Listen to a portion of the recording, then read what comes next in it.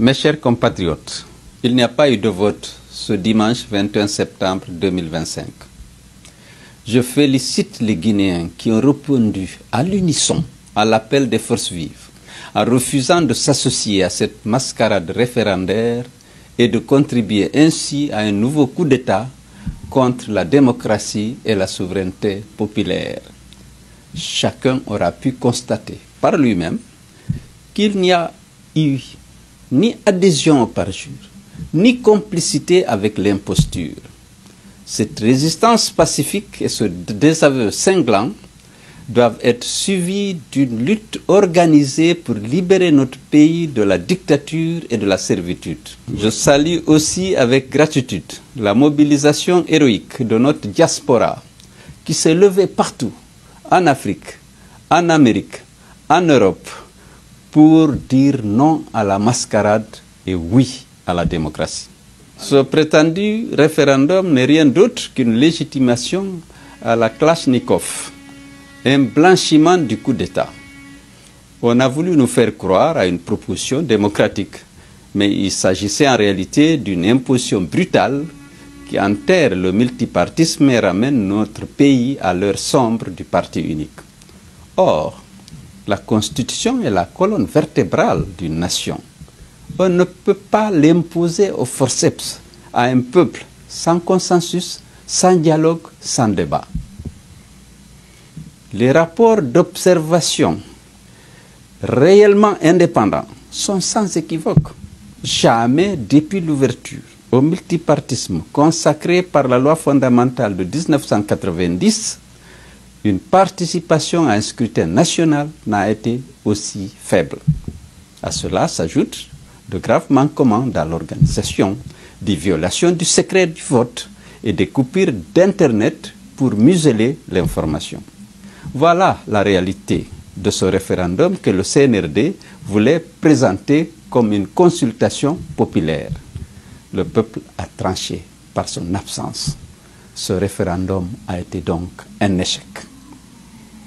Aux institutions africaines et internationales, notamment la CEDEAO, l'Union africaine, les Nations unies, ainsi qu'à tous les partenaires bi- et multilatéraux de la Guinée, cautionner cette mascarade reviendrait à désavouer le peuple de Guinée et à soutenir la junte dans sa volonté de confisquer le pouvoir et à encourager d'autres coups d'État militaires sur le continent avec toutes les conséquences dramatiques sur la démocratie, la paix et la stabilité de notre région.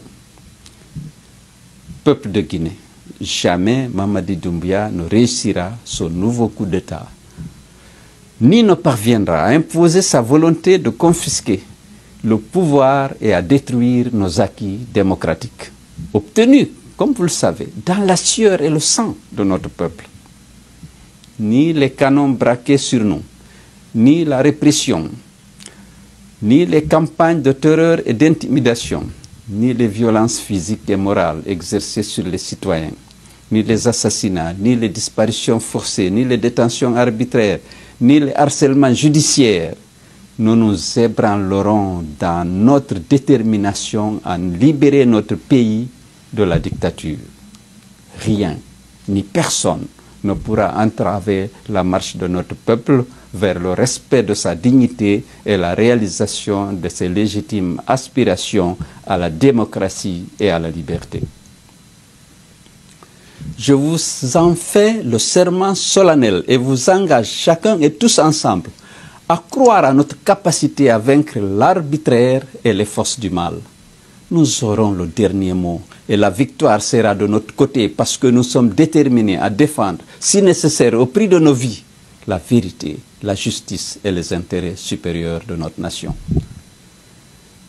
Peuple de Guinée, mes chers compatriotes, le déploiement massif et disproportionné d'un arsenal de guerre impressionnant pour répandre la peur et la désolation, la mobilisation forcée des fonctionnaires ainsi que l'utilisation des ressources financières considérables pour acheter la conscience des leaders d'opinion et organiser des manifestations coûteuses et improductives sont des signes éloquents de la fébrilité des dirigeants.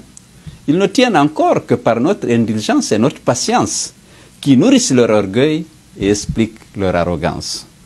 C'est pourquoi il nous faut sortir dès maintenant de notre réserve et nous dresser debout comme un seul homme pour libérer notre patrie de leur gouvernance liberticide, clanique et antidémocratique. Malgré cette défaite cuisante de leur référendum, il n'est pas exclu que la junte, arrogante et assoiffée de pouvoir, persiste dans la mise en œuvre de son agenda de confiscation du pouvoir et de liquidation de notre jeune démocratie. C'est maintenant ou jamais que nous devons reprendre en main notre destin et entreprendre ensemble de libérer notre pays des griffes d'une junte anachronique et liberticide. Ensemble, main dans la main, dans un élan patriotique et un esprit de sacrifice, nous triompherons de la dictature et de tous les imposteurs. Tous debout et mobilisés pour une Guinée libre et souveraine. Vive la République, vive la démocratie, vive l'unité nationale.